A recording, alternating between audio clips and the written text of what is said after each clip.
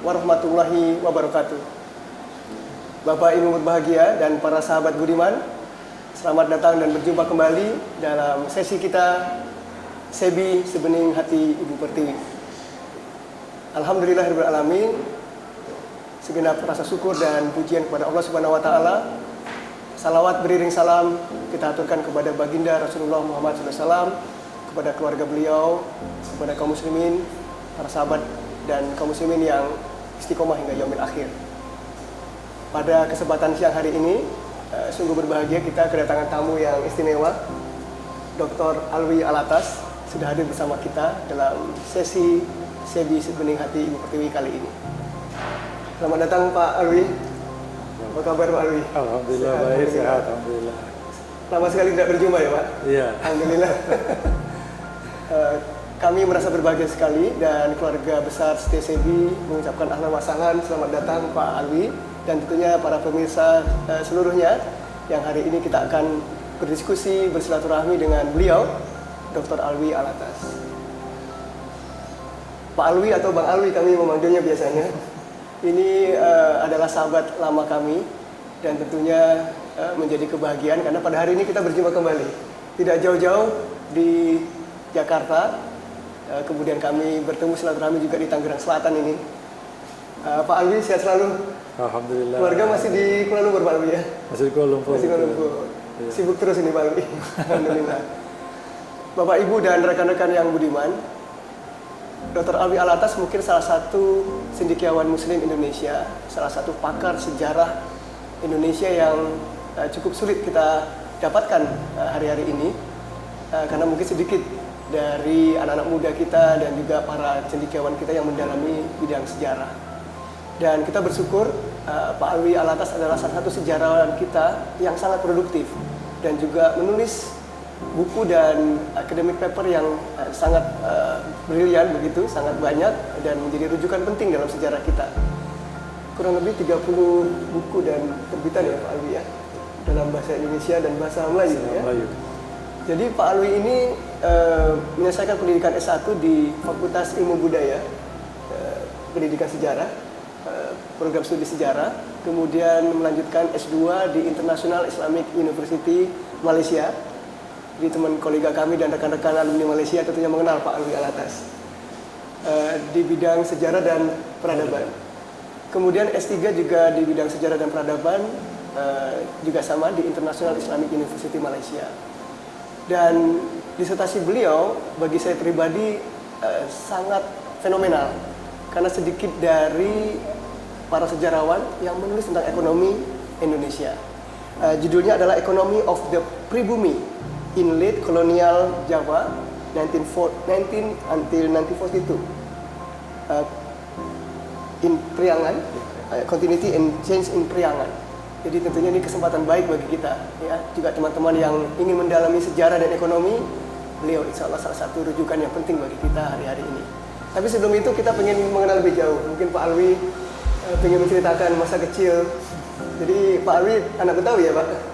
Lahir besar di Betawi. Jadi kita ingin dengar juga bagaimana masa kecil beliau, lalu mungkin kenangan-kenangan terindah jadi anak Betawi di zaman itu. Silakan Pak Alwi.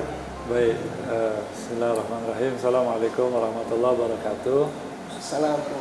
Pertama-tama terima kasih banyak pada Dr. Sigit, Pak Sigit, dan juga kepada Sebi TV ya atas kesempatan ini.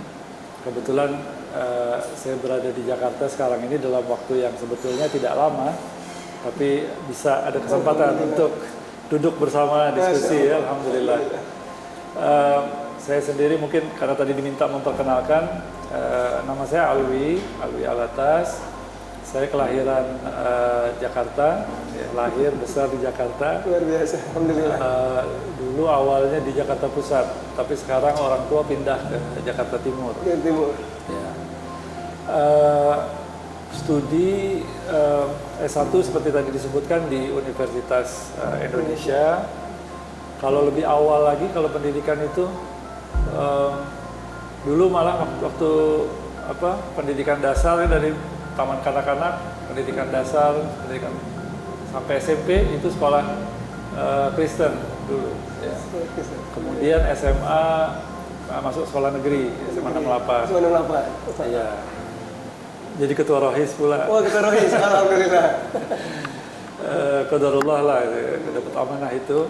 Kemudian lanjut ke Universitas Indonesia. Sebetulnya dulu waktu SMA saya latar belakangnya di apa dulu istilahnya A1 ya. A1 ya? A1 di fisika. Anak fisika. Memang saya sebetulnya lebih suka dan lebih menonjol di matematik, ilmu eksakta ketimbang ilmu sosial. Kenapa? Saya merasa kalau dari segi hafalan saya kurang, jadi ilmu sosial itu kurang begitu menonjol. Tapi qadarullah waktu masuk kuliah, ya mungkin Allah juga yang bimbing, ya, akhirnya pilih jurusan sejarah. Sejujurnya, ini sedikit ya, mungkin nanti bisa masuk juga. Dulunya saya nggak begitu suka sejarah waktu di SMP, ya. Mungkin karena banyak menghafal, ya. Walaupun di SMA saya mulai suka sejarah, misalnya belajar sejarah Islam tentang sirah, saya mulai suka ketika itu.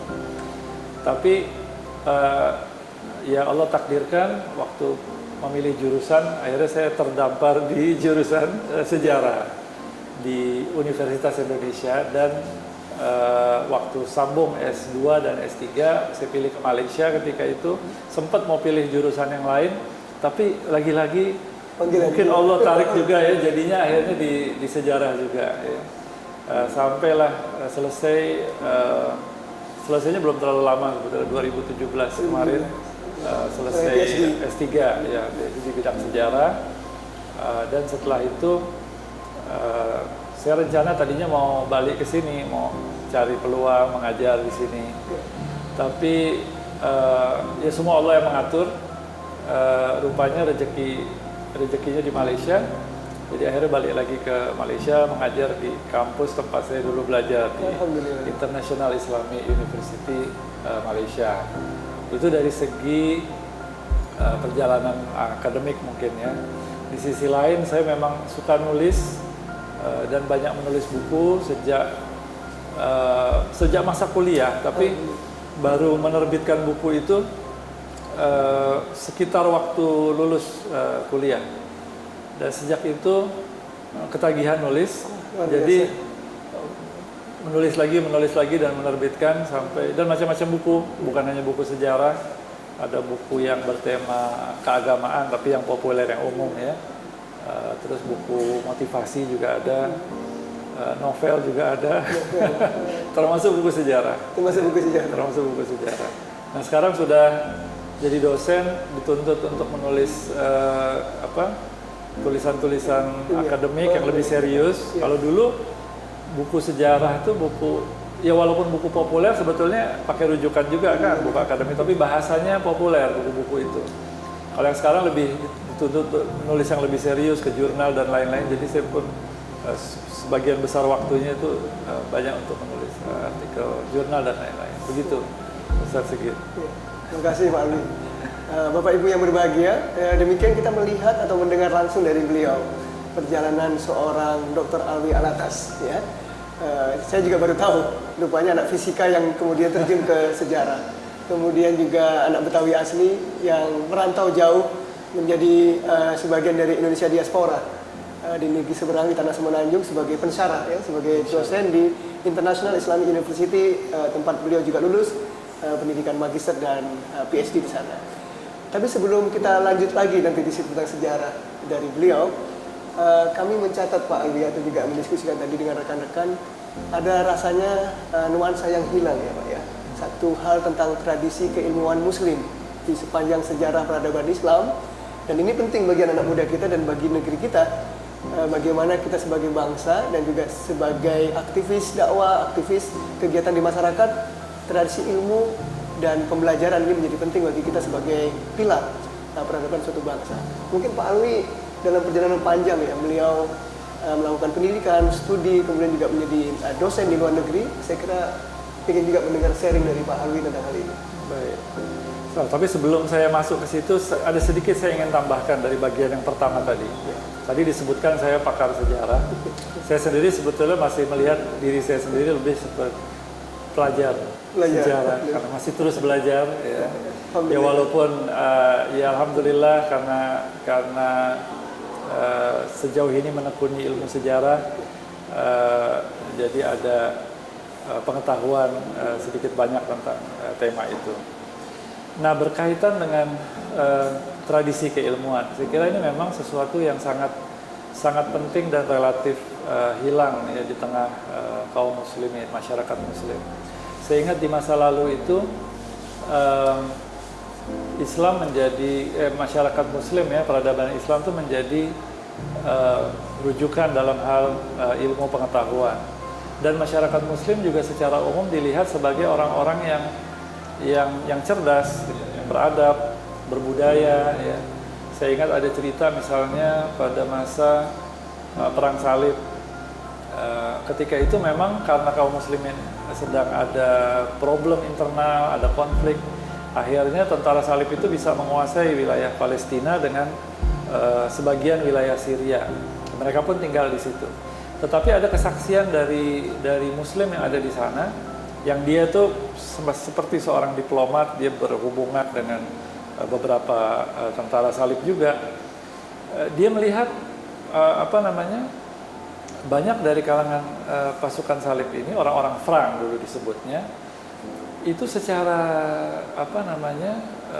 budaya sebetulnya tidak begitu kuat, dan banyak dari mereka yang sudah tinggal di Syria dan Palestina, adab mereka ya, culture mereka jadi lebih ya, kebudayaan mereka menjadi lebih baik dibanding yang baru datang dari Eropa ya. Yang baru datang dari Eropa kadang-kadang kasar orangnya ya. Jadi yang sudah menetap itu dia sudah ada pengaruh dari lingkungan yang ada di situ, dari kaum muslimin. Nah, ini menunjukkan, dan dia sendiri nggak tertarik untuk misalnya, pernah ada salah satu kawan dia dari tentara salib ini mau pulang ke Perancis, terus diajak, gimana kalau saya ajak anak kamu yang remaja untuk nanti saya latih di sana jadi knight gitu ya, jadi seorang satria. Tapi dia tolak baik-baik ya, dengan kasih alasan lah. Tapi dalam hati dia katakan, dan dia tulis di bukunya, lebih baik anak saya di penjara daripada dibawa ke sana, karena dia melihat karakter orang-orang ini dan orang-orang yang baru datang. Nanti jadi apa kalau dibawa ke sana? Lebih baik anak ini di sini. Ini menunjukkan bahwa kita dulu punya peradaban yang tinggi, yang kuat, di mana ilmu pengetahuan berkembang secara luas ya, dan itu mempengaruhi hubungan satu sama lain, cara berpikir, cara berperilaku. Itu satu contoh. Contoh lain, bukan hanya di Timur Tengah, bahkan di Cina itu, di mana Islam semakin menguat di era Mongol misalnya, dinasti Yuan, kemudian di era dinasti Ming, dan mereka banyak masuk di pemerintahan, mereka banyak masuk di administrasi. Cheng Ho itu kan dinasti Ming sebetulnya Muslim, ya. Dan mereka disebut dengan istilah, kalau tidak hui hui ya, hui atau hui hui, dan salah satu maknanya itu orang yang cerdas, orang yang berbudaya. Jadi ini menunjukkan bahwa kita pernah punya satu capaian yang tinggi dari segi peradaban, dari segi kebudayaan, dari segi ilmu, karena pada masa itu semangat keilmuan itu masih sangat tinggi, masih sangat besar. Yang rupanya mungkin pada masa belakangan menurun ya, termasuk pada masa kita sekarang ini, kultur keilmuan itu saya rasa agak kurang. Termasuk di kawasan kita, mungkin di negeri kita. Saya sering kalau sedang bicara sejarah dengan kawan-kawan, saya sering katakan salah satu kelemahan kita ini, kita kurang mencatat sejarah ya. Makanya kalau mau cari dulu catatan-catatan yang awal itu tentang sejarah kita agak susah. Kadang-kadang catatan yang awal itu bercampur dengan legenda dan lain-lain, sehingga untuk dipilah itu agak ada kesulitan. Walaupun pada masa belakangan kemudian ada keseriusan yang lebih dalam mencatat sejarah. akhirnya catatan kita lebih banyak, sejarah kita lebih banyak dicatat oleh penjajah misalnya, orang Belanda dan seterusnya. Nah, ilmu ini sangat penting karena kita melihat peradaban itu salah satu tolok ukurnya adalah ilmu pengetahuan.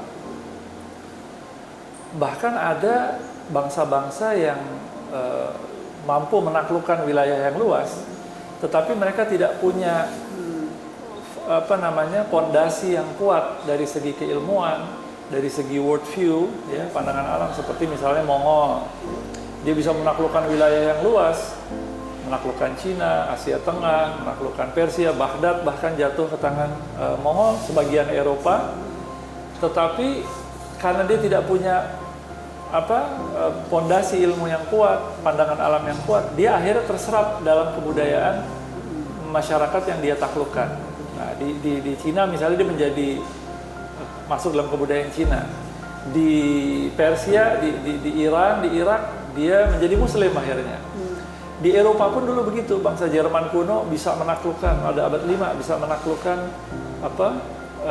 Eropa Barat, runtuh Romawi Barat, dan bangsa Jerman yang disebut oleh mereka ketika itu sebagai orang-orang barbar, ya, barbarik yang tidak beradab, itu bisa menguasai Roma dan lain-lain.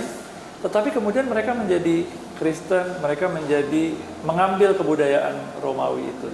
Sementara kaum muslimin dengan sebab Quran, alhamdulillah, walaupun orang-orang Arab yang menaklukkan itu kan juga banyak dari orang Badui, latar belakangnya mereka tidak punya kebudayaan yang tinggi. Mereka menguasai sebagian wilayah dulunya punya Romawi, Persia, tetapi karena mereka punya framework yang kuat dengan semangat keilmuan yang tinggi juga dibangun oleh Al-Quran, mereka tidak terserap ke dalam kebudayaan baru. Mereka mengambil dari kebudayaan-kebudayaan yang ada itu, mereka adaptasi.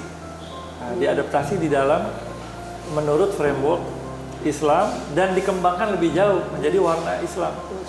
Nah, ini jadi kita melihat di sini penting sekali membangun budaya ilmu. Jadi ada semangat keilmuan, kesungguh-sungguhan di dalam di dalam menuntut ilmu, dalam menyebarluaskan ilmu. Dan saya setuju dengan para pakar, ya, filsuf, termasuk Prof. Naqib Al-Attas yang di Malaysia beliau, ya, yang mengatakan bahwa problem kita hari ini adalah problem ilmu. Jadi salah satu hal mendasar yang perlu dibenahi adalah masalah ilmu, supaya kita bisa kuat lagi seperti itu. Begitu. Luar biasa, Masya Allah. Bapak Ibu yang berbahagia dan rekan-rekan, tadi kita mendapat langsung paparan, ya, betapa tradisi ilmu, tradisi intelektual itu menjadi pilar penting dalam membangun peradaban Muslim. Dan tidak sedang berromantisme masa lalu saja, kita menyadari betul tradisi ilmiah ini dan tradisi ilmiah yang tumbuh dari peradaban Islam harusnya kita pelihara, kita hidupkan kembali untuk menyongsong masa depan kita sebagai bangsa, sebagai umat manusia, sehingga menjadi bangsa berperadaban yang mulia, ya, yang berbudaya dan mencapai kemajuan untuk kesejahteraan umat manusia. Begitu ya Pak Ali, ya? Betul. Tapi menarik juga tadi beliau katakan, ya, bahwa salah satu pilar penting dalam tradisi ilmu adalah sejarah, ya, mencatat, mendokumentasikan, dan mengambil ibroh yang penting, ya Pak Ali, ya. Kami teringat salah satu hikmah dan kata bijak dari seorang ulama dakwah yang mengatakan kemiskinan yang paling berbahaya bagi suatu bangsa adalah kemiskinan ketika mereka tidak mengenal sejarahnya sebagai bangsa itu sendiri. Dan kalau dalam Quran mungkin kita ingat surat Ar-Rum ayat 42, A'udzubillahi minasyaitonirrajim, Qul siru fil ardi fanzuru kaifa kana akibatul ladzina min qablik kana aktsaruhum musyrikin. Jadi kita memang diperintahkan dalam bahasa Quran dan perintah Allah Subhanahu wa taala, siru fil ard fanzuru kaifa kana akibatul ladzina min qabl, itu untuk mendapatkan ibroh, mendapatkan hikmah. Dan ini menjadi penting kita mulai dari sini diskusinya lagi Pak Alwi. Mengapa sejarah itu menjadi penting dalam paradigma seorang muslim? Tadi beliau juga menyampaikan bahwa seorang muslim atau kita dalam tradisi Islam sebagai bangsa dan umat ini, ya, tentunya memiliki paradigma dan cara pandang atau worldview yang harusnya sesuai dengan tradisi Islam dalam memandang sejarah ini. Kira-kira di poin itu seperti apa Pak Alwi kita harusnya melihat sejarah? Iya. Saya ingin berangkat dari realita yang ada pada hari ini, di mana masyarakat kita umumnya tidak suka sejarah. Ya. Dan saya sendiri dulu merasakan juga. Ini saya kira salah satu penyebabnya adalah karena dunia pendidikan kita banyak terpengaruh oleh Barat. Ya, minta maaf ini karena memang realitanya begitu. Dalam arti dunia pendidikan jadi terlalu diarahkan untuk masuk ke dunia industri, masuk ke dunia ekonomi, bisnis. Artinya orang kalau mau belajar di kampus ya, bahkan sudah diarahkan dari tingkat sebelumnya, dari tingkat SMP, SMA, mungkin juga dari SD, kurikulumnya ya, polanya sudah dipolakan. Tapi intinya kalau dia mau belajar lebih jauh itu, dia menuntut ilmu itu untuk bekerja, ya, untuk punya karir ekonomi tertentu. Dan karena sejarah itu karirnya biasanya dilihat kurang jelas, jadi akhirnya sejarah menjadi sesuatu yang tidak diminati, ya, kurang diminati oleh banyak orang. Orang ketika mau masuk jurusan sejarah dia akan mikir nanti kerjanya di mana, jadi apa, ya kan? Apalagi kalau biaya kuliahnya mahal, ya kan? Nah, padahal idealnya ilmu itu, ya mungkin ada cabang-cabang ilmu yang memang sangat berkaitan sama dunia kerja.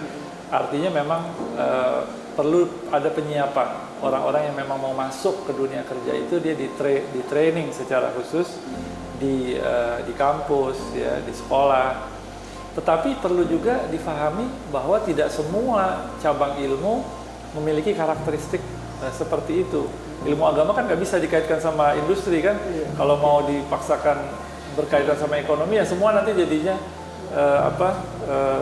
jadi untuk bisnis ya. Termasuk sejarah.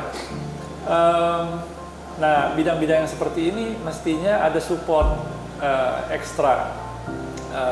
Bukan berarti karena saya bidang sejarah terus wah perlu didukung sejarah. Nggak semua orang harus jadi sejarawan. Tetapi sebetulnya penting buat banyak orang untuk memahami sejarah. Ya. Artinya dia nggak perlu jadi sejarawan, tapi jangan sampai tidak belajar sejarah. Nah, kalau mau mendiskusikan kenapa belajar sejarah penting, terutama bagi Muslim, mungkin kita bisa lihat dari Al-Quran. Al-Quran itu banyak kisah sejarahnya, ya kan? Walaupun tidak disebut dengan istilah tarikh, ya nggak ada istilah tarikh di dalam Quran, adanya kisah, ya kisah atau qasas, ya. Itu berkenaan dengan kisah-kisah, tapi kisah-kisah itu adalah kisah-kisah sejarah. Dan jumlahnya banyak, kisah nabi-nabi dan lain-lain. Kita nggak mungkin mengatakan Quran itu menceritakan hal-hal yang tidak penting. Kalau kita katakan bahwa sejarah itu sesuatu yang tidak penting, sementara Quran banyak bercerita tentang sejarah, ya, sama juga kita menuduh Al-Quran berbicara tentang hal yang tidak penting. Jadi dari situ kita bisa melihat bahwa sejarah sebetulnya sesuatu yang sangat penting dan ditekankan di dalam Islam, di dalam Al-Quran. Kenapa? Sejarah ini sebetulnya akar, ya, sebetulnya akar dari peradaban. Jadi kalau mau membangun peradaban yang besar, ya perlu ada akar yang kuat juga, ya. Dan saya kira itu juga kenapa banyak kisah nabi-nabi di dalam Al-Quran. Dia memberi akar bagi peradaban Islam yang dibangun oleh Rasulullah Sallallahu Alaihi Wasallam. Jadi walaupun peradaban Islam dimulainya dari Rasulullah, tapi bukan berarti akarnya ada di situ juga. Tapi dari sebelumnya pun sudah bagian dari akar peradaban Islam. Para nabi itu yang diceritakan di dalam Al-Quran. Jadi kalau satu masyarakat tidak punya sense sejarah yang kuat, seperti pohon yang akarnya tidak dalam, dia nggak bisa besar. Kalau dia besar nanti dia akan mudah tumbang. Ya. Nah, ini salah satu sebab kenapa sejarah itu penting. Selain itu tentu ada banyak ya, ada banyak alasan. Alasan lainnya adalah Jadi memberikan identitas juga. Akar itu ada kaitan dengan identitas, ya kan? Seorang itu kan harus punya identitas yang kuat, ya, kepribadian yang kuat. Dulu saya pernah buat penelitian tentang remaja. Salah satu problem remaja itu kan krisis identitas, ya kan? Ketika dikatakan krisis identitas itu kan dia jadi mudah terpengaruh, ya kan? Dipengaruhi sini ikut, pengaruhi sana ikut, karena dia belum ada identitasnya. Terus kita bicara identitas itu apa? Identitas itu bicara tentang saya ini dari mana, saya siapa. Pertama kan, saya ini siapa. Bicara saya siapa itu bisa nanti masuk saya itu dari mana, sejarah kan. Saya mau kemana, tujuan. Kemudian prinsip-prinsip apa yang saya pegang, ya value. Nah itu semua bagian dari hal-hal yang membentuk identitas. Nah kalau masyarakat tidak punya identitas yang kuat, dia akan mudah goyah, mudah goyah. Hal yang lain adalah sebetulnya kita bisa banyak belajar dari sejarah. Orang yang belajar sejarah itu panjang umur, ya. Panjang umur dalam arti umurnya bertambah dengan umur masyarakat masa lalu. Menembus batas ya Pak? Iya. Kalau kita membatasi diri pada era kita saja, ya umurnya segini saja. Tapi dengan kita belajar sejarah, umurnya bertambah tanda kutip dengan pengalaman masyarakat masa lalu. Ya. Dia memperkaya pemahaman kita, pengetahuan kita, dan itu sangat bermanfaat bagi memahami zaman sekarang dan juga masa depan. Ya. Nah ini diantara beberapa hal yang menjadi alasan kenapa belajar sejarah itu penting. Jadi kalaupun di kampus misalnya sejarah itu bukan bidang ilmu yang terlalu diminati, ya nggak masalah lah. Tapi paling tidak kaum muslimin, ya, masyarakat secara umum jangan melupakan bahwa sejarah itu bidang ilmu yang penting. Jadi kalaupun tidak belajar di lembaga pendidikan formal, di luar itu ya tetap belajar juga. Jadi tahu tentang sejarah keluarganya, sejarah masyarakatnya, sejarah peradabannya dan seterusnya. Begitu, Pak. Luar biasa. Ya, jadi Bapak Ibu, tadi kita mendapat satu kata kunci penting ya. Kalau Bung Karno dulu mengingatkan kita semua, jas merah ya. Jangan sekali-sekali melupakan sejarah. Dan tadi kita dapat dari Pak Dr. Alwi, bagaimana kita refleksi tentang sejarah masa lalu, tapi untuk merebut masa depan. Begitu Pak Alwi ya. Yeah. Jadi ini penting dalam skala kita sebagai individu, sejarah pribadi, keluarga, ya kita bersama berjalan menuju Allah Subhanahu wa taala, sejarah kita sebagai bangsa yang Allah karuniakan dengan keberkahan, maka refleksi sejarah jadi penting karena kita akan membangun bangsa untuk merebut masa depannya.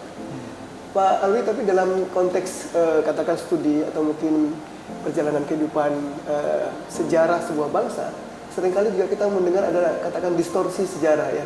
Ada yang bilang history is written by the winners ya.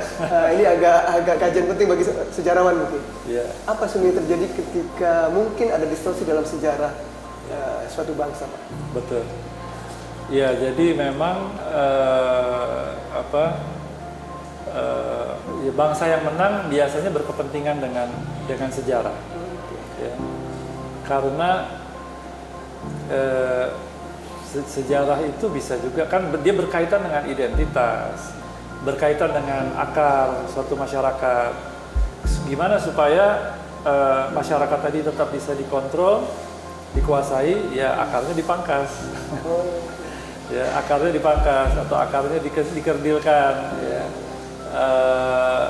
Dan itu salah satu cara yang efektif untuk, atau kalaupun dia tidak berniat begitu, paling tidak cara pandang si bangsa yang menang ini akan mempengaruhi dia dalam memahami sejarah. Dia akan cenderung memahami sejarah masyarakat lain yang dia kuasai itu dengan cara pandang dia. Jadi akhirnya terdistorsi juga secara tidak langsung. Biasanya begini, orang kalau menulis sejarah akademik ya, itu ada aspek fakta, ada aspek penafsiran. Kalau fakta biasanya nggak bisa dikutak-atik, ya. Kalau orang ngutak-atik fakta itu ya jadi masalah gitu. Fakta itu sesuatu kebenaran yang sudah diterima umum, ya. Kayak misalnya, Indonesia tanggal 17 Agustus 1945 pagi Bung Karno memproklamirkan kemerdekaan. Itu kan fakta, nggak bisa. Tidak ada orang di mana-mana yang bisa oh nggak ada itu, ngarang-ngarang saja, orang fotonya ada, saksinya banyak, ya. Itu fakta. Nah, tapi yang biasanya nanti ada perbedaan-perbedaan itu adalah di penafsiran. Bagaimana menafsirkan, memaknai fakta-fakta yang ada. Nah, tadi bangsa yang menang misalnya ketika dia menulis sejarah masyarakat yang ada di bawah dia itu, dia akan melihat dengan cara pandang dia yang nanti mempengaruhi penafsiran dia. Tapi sebetulnya kita tidak perlu terlalu khawatir. Artinya tidak perlu, bukan khawatir, mungkin perlu khawatir juga, tapi jangan sampai berputus asa dengan hal itu, karena walau ini adalah ketika kita katakan sejarah ditulis oleh mereka yang menang, artinya adalah narasi sejarah yang dominan. Narasi sejarah yang dominan.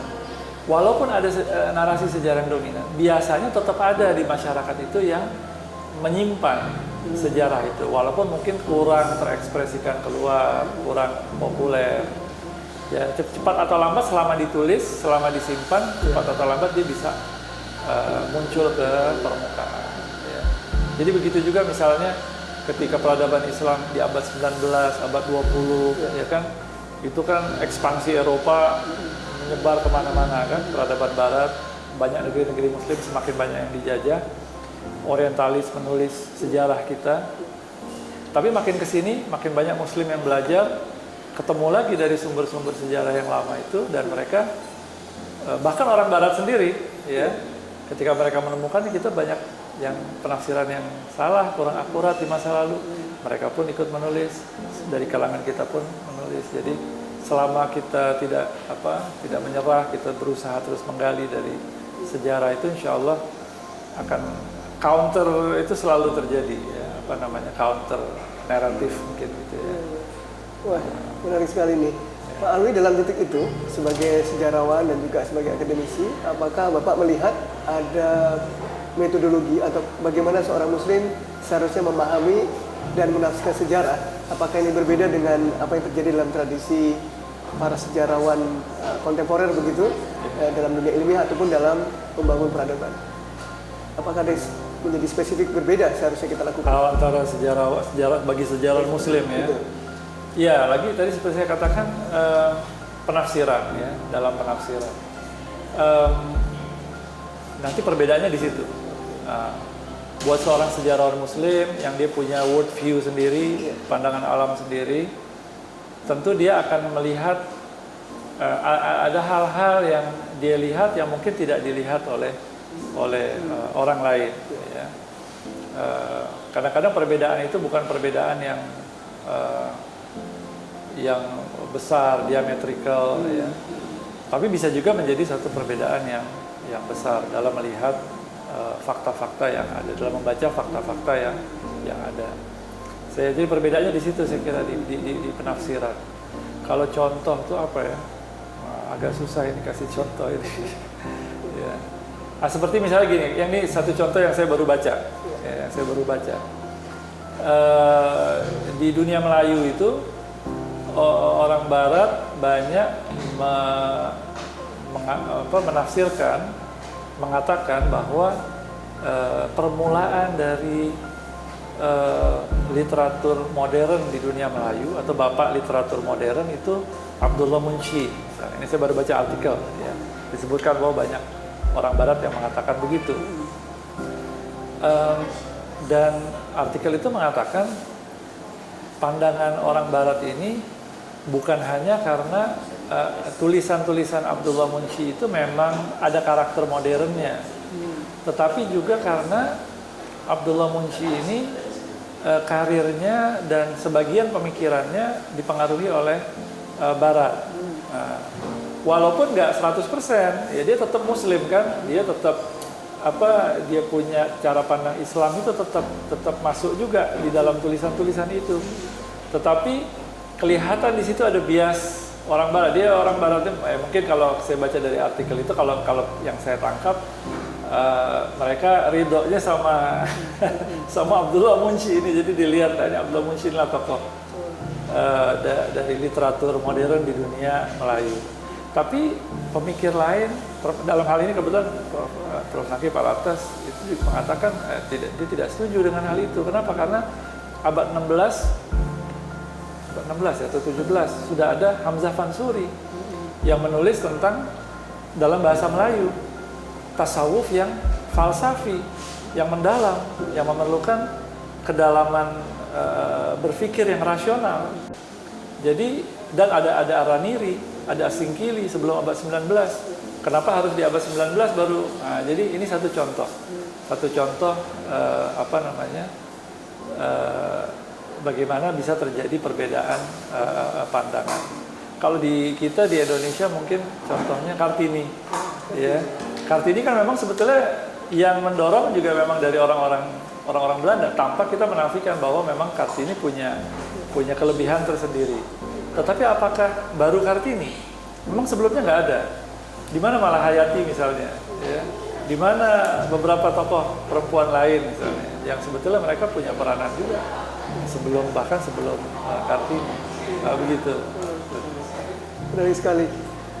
Agak sedikit balik ke bagaimana sejarah Islam ditulis, Pak, dalam konteks peradaban Islam.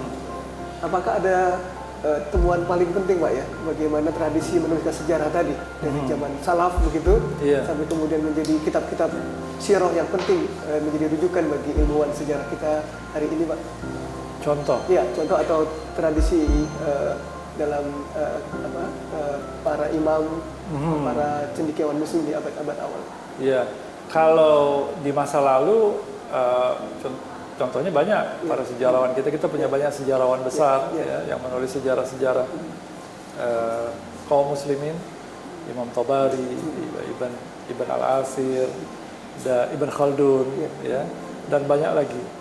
Nah, cuma pada abad modern ini yang jadi tantangan adalah karena adanya pengaruh Barat yang besar, jadi banyak juga ilmuwan Muslim yang ketika menuliskan sejarah mereka mendapat pengaruh dari Barat. Tentu tidak kita katakan semua yang dari Barat itu negatif atau buruk. Mereka sebetulnya kita bisa banyak belajar juga dari mereka, keseriusan mereka, kesungguhan mereka mengkaji sampai yang detail-detail, mencari manuskrip ya. Itu mereka sangat luar biasa dalam hal itu. Satu sumbangan yang besar yang kita perlu pelajari dan perlu ambil juga. Tetapi kadang-kadang bercampur ya dengan pemahaman mereka yang tidak akurat. Nah, kalau di zaman modern, di zaman sekarang ya ada tentunya sejarawan-sejarawan kita yang mereka relatif masih menulis tetap dengan tidak keluar lah dari cara pandang Islam. Siapa ya selain ya Prof. Naqib Alatas, kemudian kalau di Timur Tengah mungkin yang populer itu siapa? Salabi, ya, bukunya banyak diterjemahkan ke bahasa Inggris. Kemudian kadang-kadang suka lupa, mesti cari-cari lagi ya. Tetapi ada lah ya, tetap ada. Yang kontemporer ya, kontemporer gitu. Nah, para pemirsa yang berbahagia, ini memang menarik ya, Pak, ya. Kalau kita lihat peran penting sejarah tadi, tapi juga katakanlah tingkat apresiasi atau intensitas ya kaum muda muslim atau kita sebagai umat begitu ya, belajar tentang sirah atau belajar tentang sejarah. Mungkin hal yang sederhana ya, kami mengingat sebuah kitab yang ditulis oleh Allahyarham Syekh Dr. Qaradawi ya, tentang Fiqhul Aulawiyat. Beliau juga sedikit menyentuh tentang aspek sejarah ini. Seringkali dalam konteks Islamic Studies atau Fiqh dakwah, kaum muslimin sering susah membedakan atau mengambil rujukan tentang sirah atau sunnah ini dalam Fiqh dakwah. Padahal ini harus didudukkan, apa itu sirah, apa itu sunnah. Ini agak pertanyaan sederhana, Pak. Mungkin kesempatan penting untuk anak-anak kita mahasiswa ya, memberikan penjelasan tentang apa yang disampaikan oleh Syekh Qaradawi tentang hal itu. Apa itu sirah, apa itu sunnah misalnya. Iya, ini pertanyaan yang mesti hati-hati dijawab. Jadi dalam banyak hal mungkin dia beririsan. Beririsan. Ya. Artinya apa yang kita sebut sebagai sunnah itu memang sejarah juga sebetulnya kan. Betul. Kita diceritakan bahwa Rasulullah melakukan ini, Rasulullah melakukan itu kan sebetulnya itu bagian dari sejarah apa yang sudah dilakukan Rasulullah di masa lalu, tetapi jadi contoh untuk kita ikuti ya. Nah, saya kira yang digaris bawahi oleh Dr. Yusuf Qaradawi adalah berkaitan di mana titik perbedaan di antara kedua hal itu. Saya kira salah satu pembedanya adalah sunnah ini kan sesuatu yang kita ikuti dari Rasulullah Sallallahu Alaihi Wasallam, sebagaimana juga diikuti oleh para sahabat Rasulullah SAW. Sirah, saya kira adalah konteksnya, konteks dari apa yang dikatakan Nabi, dari apa yang dilakukan oleh Rasulullah SAW. Sunnah yang kita ikuti itu kan biasanya diwakili oleh hadis, ya, teks yang menceritakan bahwa Rasulullah melakukan ini, Rasulullah mengatakan begini. Yang pemahaman kita terhadap sunnah itu akan lebih baik ketika kita memahami konteksnya, karena kan itu tidak terjadi di masa kita sekarang, ya, terjadinya di masa lalu. Kita perlu tahu Rasulullah masyarakatnya seperti apa, sahabat itu seperti apa. Jadi kita akan bisa lebih memahami dengan baik apa yang dikatakan Rasul tadi. Ini kebetulan yang saya ingat satu contoh, ada hadis kalau tidak salah, ada riwayat lah dari Rasulullah SAW yang menganjurkan kalau bangun tidur itu untuk bersihkan tangan dulu, karena hadisnya bunyinya kalau tidak salah, karena kamu tidak tahu di mana tangan kamu menginap pada malam itu. Saya ingat dulu pernah ada perdebatan di UI ya, ketika itu yang saya dengar lah gitu di antara Ustadz Sunni dengan Ustadz Syiah, yang Syiah menuduh itu hadisnya kenapa bunyinya begitu, seolah-olah nginepnya itu di tempat yang kurang sopan gitu kan. Tapi makin saya belajar sirah, makin saya belajar sejarah, saya berpikir itu pentingnya konteks. Dia rumah orang dulu itu sederhana, nggak seperti kita sekarang kan, orang sederhana pun rumahnya masih ubin ya. Dulu tuh mereka rumahnya lebih sederhana dari, ya betul. Saya sering mengatakan, saya membayangkan, ini pemahaman saya, mudah-mudahan tidak salah, bahwa banyak masjid sekarang, termasuk kalau di UAE itu, di luar masjid tuh halamannya kan pakai ubin luar ya. Saya membayangkan mungkin ubin luar itu masih lebih bagus dibandingkan bagian dalam masjid Nabi pada masa itu. Karena memang kehidupan mereka sangat sederhana. Jadi kalau dikatakan tangannya mungkin karena ada bagian-bagian yang kurang bersih di rumah itu kan, karena rumahnya sederhana. Jadi ya bangun ya bersihkan dulu tangannya. Nah, problem ketika orang membandingkan dengan zaman sekarang gitu kan, konteksnya hilang gitu. Jadi dia salah memaknai riwayat tadi. Dan saya kira banyaklah contoh-contoh contoh-contoh lain ya dari perkataan Nabi, perbuatan Nabi. Kita akan paham lebih baik ketika kita paham konteks sejarahnya. Jadi kita ngikutnya jadi lebih akurat gitu, lebih tepat. Ketemu konteksnya ya Pak ya? Iya, betul. Begitu. Wah, luar biasa, ini satu ulasan yang menarik ya. Jadi Bapak Ibu, satu titik bahwa konteks dalam memahami teks itu menjadi penting. Dan itu menjadi satu ranah yang penting bagi cendekiawan muslim, bagi para pemikir yang tafakuh fiddin di dalam ilmu sejarah, seperti disampaikan oleh Pak Alwi tadi. Nah, sekarang kita sampai bagian yang paling penting juga dalam diskusi kita.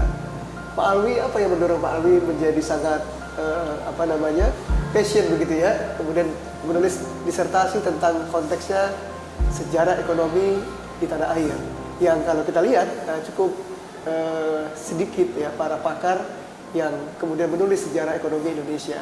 Ya, kita punya pakar dulu mendiang Pak Fikemi ya, salah satu pakar sejarah ekonomi, dan Pak Alwi Alatas menulis disertasi tentang satu sejarah atau potret sejarah ekonomi Indonesia di periangan tahun sebelum kemerdekaan, akhir zaman Belanda. Zaman Belanda. Bagaimana Pak Alwi sampai zaman di Belanda?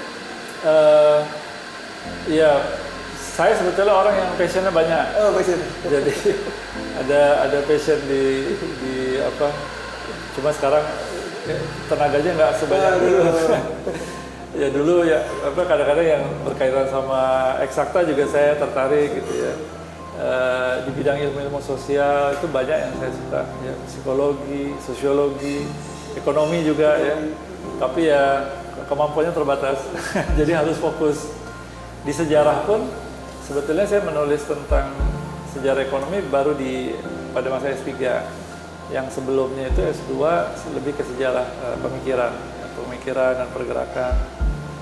Nah, kenapa masuk ke sejarah ekonomi? Mungkin karena secara pribadi ya, di keluarga saya kebetulan banyak pedagang, jadi saya masih ada ketertarikan di situ. Walaupun saya tidak bakat dagang, paling tidak studinya saya belajar ya, ada ketertarikan di situ. Kemudian kedua, saya juga punya concern tentang ekonomi masyarakat di Indonesia, masyarakat pribumi, masyarakat Muslim.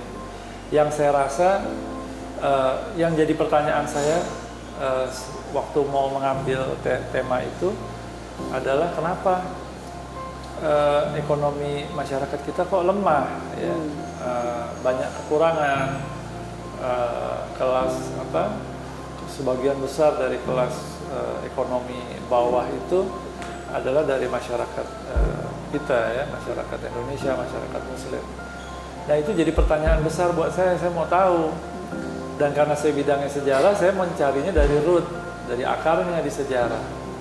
Dan memang walaupun itu tidak jadi research question, tidak jadi di dalam disertasi saya itu, tapi sedikit banyak menjawab juga pertanyaan itu. Dan artinya memang penjajahan itu salah satu penyebab utama kemunduran perekonomian masyarakat kita, karena memang dimatikan, ya, sengaja dimatikan atau secara tidak langsung dimatikan, ya, oleh oleh pemerintah kolonial, ya. Masyarakat, terutama di Pulau Jawa, Dan ini menarik juga saya kira, makanya sampai abad 19, awal abad 20 itu masyarakat luar Jawa itu seperti Sumatera, tradisi entrepreneurship-nya relatif masih lebih eksis dibanding yang ada di Pulau Jawa. Di Pulau Jawa ini mungkin termasuk yang paling serius, ya, karena memang penjajahan paling besar kan di kawasan itu. Ya. Mereka dipaksa untuk bekerja di perkebunan, dan karena eksploitasi, keadaan ekonomi menjadi sangat sulit. Ya. Jadi mereka kehilangan kultur. Kan kalau orang mau masuk ke entrepreneurship, mau jadi pedagang dan lain-lain. Nah ini kan ekonomi, sebetulnya tema itu ekonomi umum ya. Jadi saya nggak hanya bicara perdagangan di situ. Jadi bicara perkebunan juga, bicara industri, termasuk perdagangan juga masuk. Nah memang pada awal abad 20 itu ada pergeseran karena memang didukung juga oleh pemerintah kolonial, sehingga mulai ada pertumbuhan di tengah masyarakat pribumi, sebagian masuk juga ke industri, masuk juga ke perdagangan.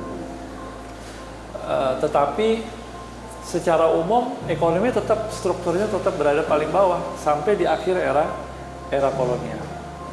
Nah, kalau pada masa sebelumnya lebih parah lagi. Mereka sepenuhnya hanya di perkebunan dan mereka punya ekonomi itu tereksploitasi, ekonominya pas-pasan. Sering dulu saya ingat waktu belajar di UI itu dari dosen-dosen saya itu digambarkan ekonomi masyarakat kita zaman kolonial itu subsisten. Subsisten itu ibaratnya pas-pasan ya.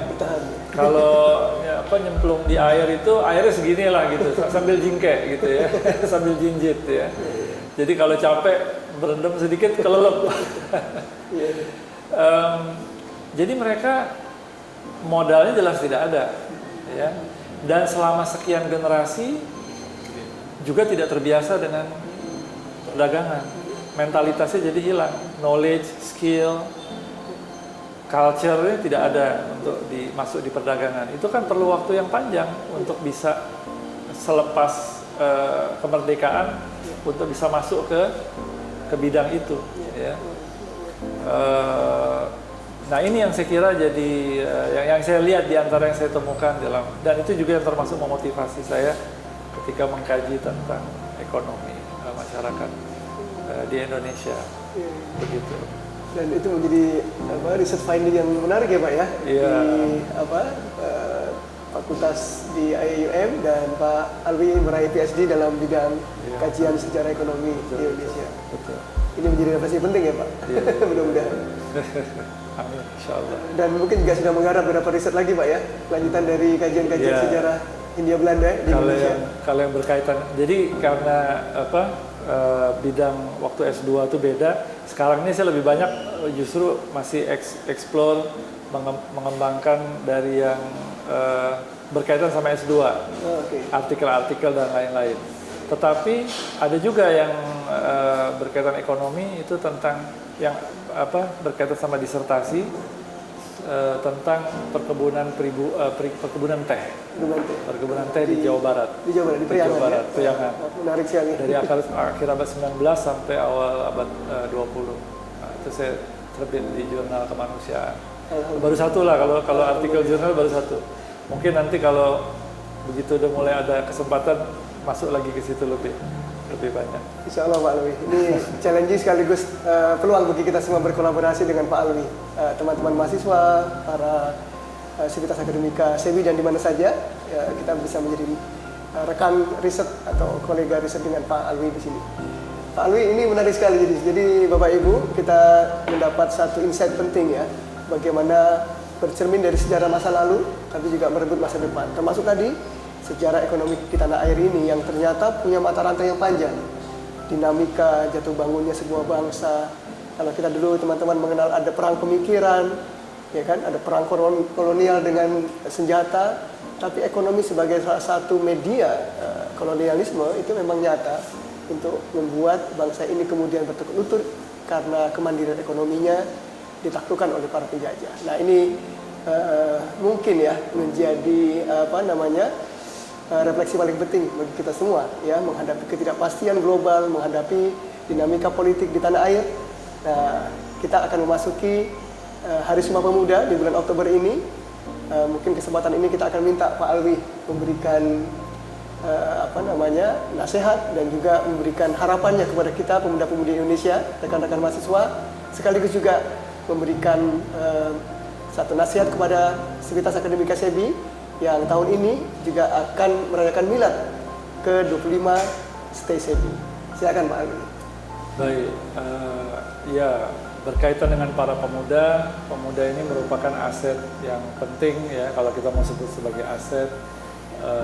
Mereka adalah calon pemimpin ya di masa depan. Tentu sangat diharapkan ya mereka menjadi orang-orang yang